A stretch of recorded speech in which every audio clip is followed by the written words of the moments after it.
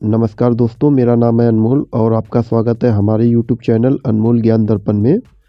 दोस्तों, आज मैं आपके लिए एक कहानी लेकर आया हूँ, खजाने की खोज। अगर आपको ये कहानी अच्छी लगती है तो इसको लाइक करें और अपने दोस्तों के साथ ज़्यादा से ज़्यादा शेयर करें।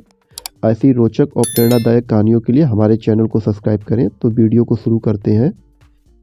एक गाँव में एक रामलाल नाम का एक किसान अपनी पत्नी और 4 लड़कों के साथ रहता था।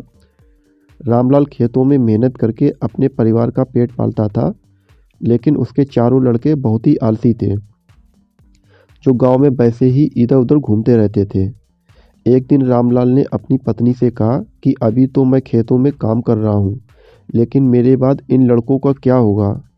इन्होंने तो कभी मेहनत भी नहीं करी है, ये तो कभी खेत में भी नहीं गए हैं। रामलाल की पत्नी ने कहा कि धीरे धीरे ये भी काम करने लगेंगे। समय बीतता गया और रामलाल के लड़के कोई काम नहीं करते थे। एक बार रामलाल बहुत ही बीमार पड़ गया। वह काफ़ी दिनों तक बीमार ही रहा। उसने अपनी पत्नी को कहा कि वह चारों लड़कों को बुलाकर लाए। उसकी पत्नी चारों लड़कों को बुलाकर लाई। तभी रामलाल ने कहा कि अब मैं ज़्यादा दिनों तक जिंदा नहीं रहूँगा।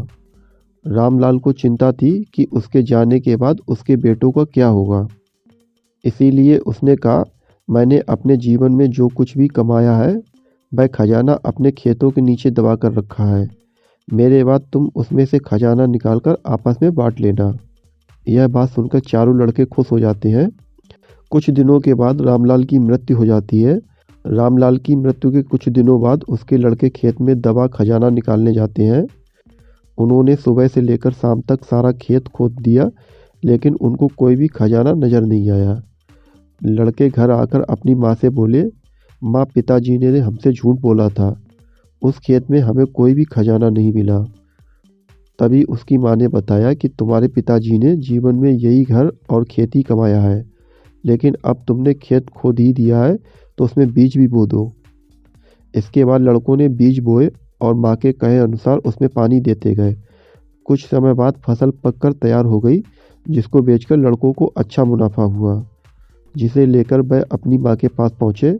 तब माँ ने कहा कि तुम्हारी मेहनत ही असली खजाना है, यही तुम्हारे पिताजी तुमको समझाना चाहते थे। तो फ्रेंड्स, इस कहानी से हमें सीख मिलती है कि हमें आलस्य को त्याग कर मेहनत करना चाहिए। मेहनत ही इंसान की असली दौलत है। तो दोस्तों, कैसी लगी आपको ये कहानी? अगर आपको ये वीडियो अच्छी लगी है तो इसको लाइक करें और ज़्यादा से ज़्यादा शेयर करें। ऐसी ही रोचक और प्रेरणादायक कहानियों के लिए हमारे चैनल को सब्सक्राइब करें। मिलते हैं आपसे अगली वीडियो में, तब तक के लिए नमस्कार।